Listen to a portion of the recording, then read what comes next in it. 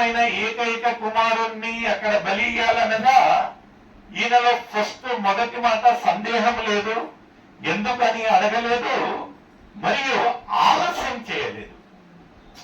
అది ఒక మాట మనం గమనించాలి. ఇక్కడ ఉదయకాలంలోనే ఆయన ఏం చేశారంట, లేచి సిద్ధపాటు చేసుకున్నాడంట. అంటే ఆసక్తి, దేవుని పట్ల ఉన్న ఒక ప్రేమ, ఆసక్తి, తర్వాత రెవరెన్స్, దాన్ని ఏమంటారంటే భయభక్తి. మనమైనట్లయితే చూద్దాంలే, ఇంకా పాటలు అయిపోయిలే, వర్షం కానీలే, వాక్యం చదివేటప్పుడు అవుతాంలే, ఆఖరి ప్రార్థన. ఎందుకంటే దేర్ ఇస్ నో దట్, ఆ ఒక ప్రాముఖ్యత, దేవునికి ఇచ్చే ఒక ప్రాముఖ్యత, దేవునికి ఇచ్చే ఆ ఒక రెఫరెన్స్ అనేది మనం చాలా క్యాజువల్ గా తీసుకుంటాం.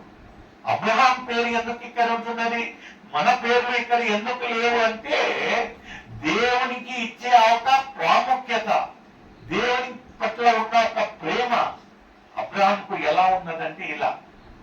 మరియు ఆయన ఏం చేశాడంటే సారాకి ఒక విషయం చెప్పారండి, చెప్పలేదు. ఎందుకంటే ఆ ఒక తల్లి ప్రేమ ఏమన్నా అడ్డొస్తుందేమో, ఆయన ఏమన్నా ఈ యొక్క ప్రేమలో ఆ యొక్క శోధనను జయించలేడేమో ఒక బాధతో ఆయన ఏం చేశాడంటే సారాకంగా చెప్పలేదు. ఉదయాన్న లేచాడు, ఆయన దానికి కావలసిన ప్రయాణానికి కావలసిన సిద్ధపాటును ఆయన చేసుకుని బయలుదేరాడు. మన ఒక జీవితాలలో ఒక్కొక్కసారి అనిపిస్తుంది ఎందుకు ఇలా జరుగుతూ ఉంటున్నది, నేను ప్రార్థించినను ఎందుకు ఇంత వ్యతిరేకంగా అవుతా ఉంటున్నది. ఒక్కొక్కసారి మన ఒక ప్రార్థన ఎలా ఉంటున్నదంటే దేవుని యొక్క కార్యాలకు అడ్డుగా ఉంటాయండి, దేవుని యొక్క కార్యాలకు వ్యతిరేకంగా ఉంటాయి. ఆయన ఒక ప్రణాళికకు వ్యతిరేకంగా ఉన్నప్పుడు ఏమవుతాయంటే ఆ యొక్క ప్రార్థనలు ఫలించవు. మనకేమనిపిస్తుంది అంటే నేను ఇంత భారంగా ప్రార్థించినను, ఇంత దేవునితో సమీపంగా ఉన్నాను, ఎందుకు ఇలా జరుగుతూ ఉంటున్నాయి. ఓసన్న వాళ్ళ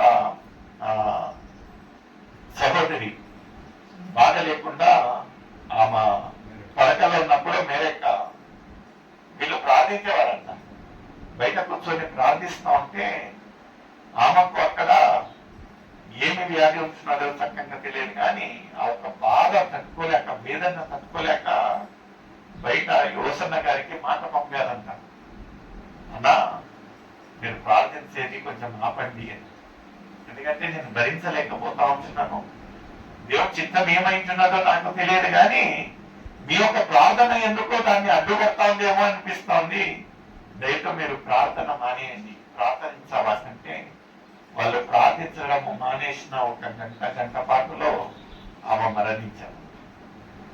ఒక్కొక్కసారి అనిపిస్తుంది మన ఒక ప్రార్థన దేవుడు వింటాడండి. అయితే దేవుడు ఒక ప్రణాళిక ఏముంటున్నది, ఆయన ఒక ఉద్దేశం ఏముంటున్నదో మనము ఎరగము. మన ఒక ప్రయత్నాలను మనం చేస్తా ఉంటున్నాం. అయితే అబ్రాహాం విషయంలో అలా లేదండి. అబ్రాహాం విషయంలో దేవుడు చెప్పాడు, ఉదయాన్నే లేచాడు, ఆ యొక్క సిద్ధపాటులో అతను వెళ్ళాడు. ముందు చదవమ్మ ఏముంటున్నది,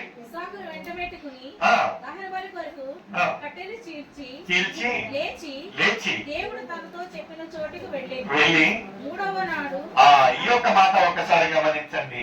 ఆ యొక్క స్థలానికి చేరడము ఎన్ని రోజులైందంటండి, 3 రోజులు.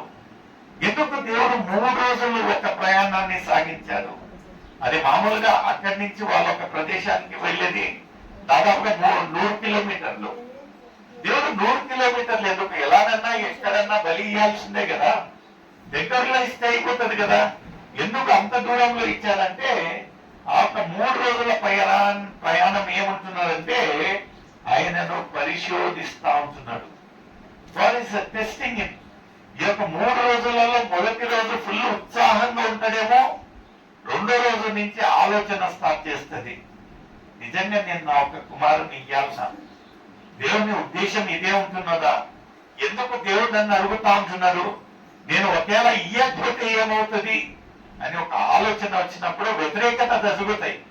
మనము ఏం చేస్తామంటే గబిక్కిన ఎవరన్నా ఒక మాట అడిగినప్పుడు గబిక్కిన ఒప్పుకుంటాం మొహమాటంగా.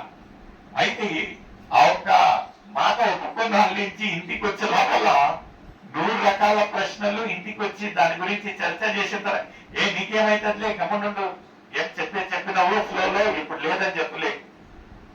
ఆ మాటలు ఏమవుతాయంటే ఎక్కువగా మన యొక్క ఆలోచనలు చేంజ్ అయితే ఇక్కడ ఒక అబ్రహాంకు ఆ యొక్క 3 రోజుల ప్రయాణం ఎందుకు దేవుడు పెట్టాడంటే ఈ యొక్క 3 రోజులు ఏం చేస్తాడంటే దేవుడు ప్రతి క్షణము ఆయనను పరిశోధిస్తా ఉంటున్నాడు. నా ఒక స్నేహితుడు, నా ఒక విశ్వాసపు తండ్రి అంటారు కదా, ఈయన నా పట్ల, నా ఒక మాటల పట్ల ఎలా ఉంటున్నాడు, యథార్థంగా ఉంటున్నాడా లేకపోతే మాటను మార్చేవాడిగా ఉంటున్నాడని దేవుడు ఎంత చక్కగా చూడండి. మొదటి అధ్యాయము, మొదటి ఒక బుక్ లోనే, లేఖనాలలో ఎంత చక్కగా దేవుడు ఈజ్ టెస్టింగ్ యూ ఆల్వేస్. ప్రతి చోట ప్రతిసారి నిన్ను పరిశోధిస్తూ, అపవాది నిజంగా నువ్వు అపవాదికి వెళ్ళి ఉంటున్నావా లేకపోతే ఒక విశ్వాసంతో దేవునికి వెళ్ళి ఉంటున్నావా? ఎక్కువ శాతము మనము నరరం కదా, ఉప్పు కారం తినే ఒక దేహము. ఒక్కొక్కసారి అంత విశ్వాసం ఉండదు, మనం వెక్కిన పడిపోతాము. అయినను దేవుడు ఏం చేస్తా ఉంటున్నాడంటే ఈ యొక్క విరిగి నలిగిన హృదయాలు, ఎందుకంటే మనం పాపం చేసినను దేవుడికి వ్యతిరేకంగానో దేవుడు మరీ మనకు ఒక అవకాశం ఇస్తా ఉంటున్నాడు. బిడ్డ, నువ్వు యథార్థంగా నీ యొక్క పాపాలను నొప్పుకున్నట్లయితే నిన్ను క్షమించేదానికి నేను వేచి ఉంటున్నాను. ఇక్కడ ఈ యొక్క 3 రోజుల ప్రయాణము ఎలా ఉంటున్నదంటే ఆయన ఒక ఆలోచన ఎలా ఉంటున్నదో నాకైతే తెలియదు.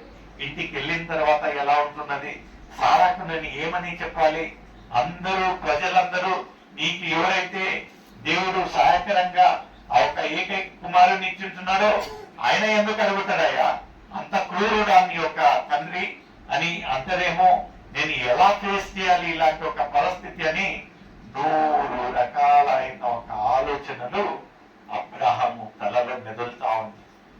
ఏది ఏమైనాను అబ్రహాము కదలలేదండి, ఒక విశ్వాసం నుంచి కదలలేదు. అయితే ఎంత చక్కగా ఉంటున్నది ఆయన ఒక విశ్వాసం అనేది.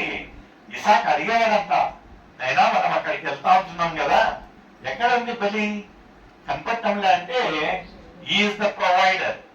ఏంటంటే దేవుడే దాన్ని చూసుకుంటాడు, నువ్వు ఎందుకు బాధపడతావు? మరొక పరిస్థితులలో మనము తలను పైన తల కింద పెట్టుకొని ఎంత ఆలోచన చేస్తాం కానీ ఏమి చేయలేము. ఎందుకంటే మనం ఎలాంటి దేవుణ్ణి మనం సేవిస్తామంటే పరిస్థితులను మార్చే దేవుడు. హల్లెలూయా, హల్లెలూయా. ఈ యొక్క అబ్రహాము యొక్క విశ్వాసం ఎలా ఉంటున్నదంటే ఆ ఒక కొడుకు అడిగాడంట, నాన్న మనము బలి అనుభూతాం, నేను ఎక్కడ ఉంటున్నదంటే తండ్రి చూసుకుంటున్నాను. ఎంత గొప్ప విశ్వాసం అంటే ఆ యొక్క పని మనుషులకు వెళుతూ ఏమన్నాడంట, మేము అక్కడికి వెళ్తా ఉంటున్నాము, అక్కడ బలి ఇచ్చి మేము తిరిగి. అబ్రహాం ఎవరిని బలి అని వెళ్తా ఉంటున్నాడండి? కుమారుని. ఇద్దరు వెళ్ళి ఒక్కోళ్ళకి బలి ఇస్తున్నట్లయితే ఎన్ని మంది వెనక్కి రావాలండి? ఒక్కడే రావాలంటే ఈయన మాట ఎలా ఉండాలంటే మేము వెళ్ళి నేను తిరిగి వస్తాను కదా. నేను అనేది ఎందుకంటే ఉద్దేశం ఏముంటున్నది ఇక్కడ, ఆ యొక్క కుమారుణ్ణి బలి అట. అక్కడ ఇచ్చిన తర్వాత ఇద్దరు వెళ్ళి అక్కడ ఒక్కరిని బలి ఇస్తే ఒక్కడే తిరిగి రావాలి.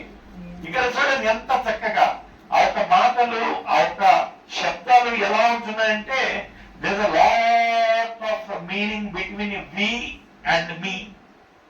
నేను మేము కదా, ఎంత చక్కగా అంటే ఆయనకు అప్పుడు వరకు అన్ని ఆఫ్ ద మూమెంట్ వరకు ఒక విశ్వాసము ఆ ఒక చెప్పారంటే ఎంత గొప్ప విశ్వాసం చూడండి. ఆయన దగ్గరికి లేదు, ఆయనకు తెలియదు పైకి వెళ్ళిన తర్వాత ఏం జరుగుతుంది అనేది ఆయనకు తెలియదు. అయితే నా ఒక తండ్రి నా చెయ్యి విడువడు అనే ఒక వ్యక్తి నమ్మకము, విశ్వాసము అబ్రాహాములో ఉంటున్నది. ఆ ఒక వాళ్ళకి చెప్పారంట, మేము మరలా మీ వద్దకు వస్తాము. ఎంత చక్కగా చూడండి ప్రియమైన సోదరి సోదర, దేవుడు ఎంత ఒక్క క్షణం వరకు ఆయనను శోధించాడంటే, పరిశోధించాడంటే ఆఖరి క్షణము ఆ ఒక్క కొడుకు పైన కత్తి పైకి ఎత్తేంత వరకు కదా. ఇంకా ఏ క్షణమైనను ఆ ఒక్క చెయ్యి కిందికి రావడము, ఆ యొక్క బలి ఇయ్యడం జరిగిపోతుంది. నిక్ ఆఫ్ ద మూమెంట్ వరకు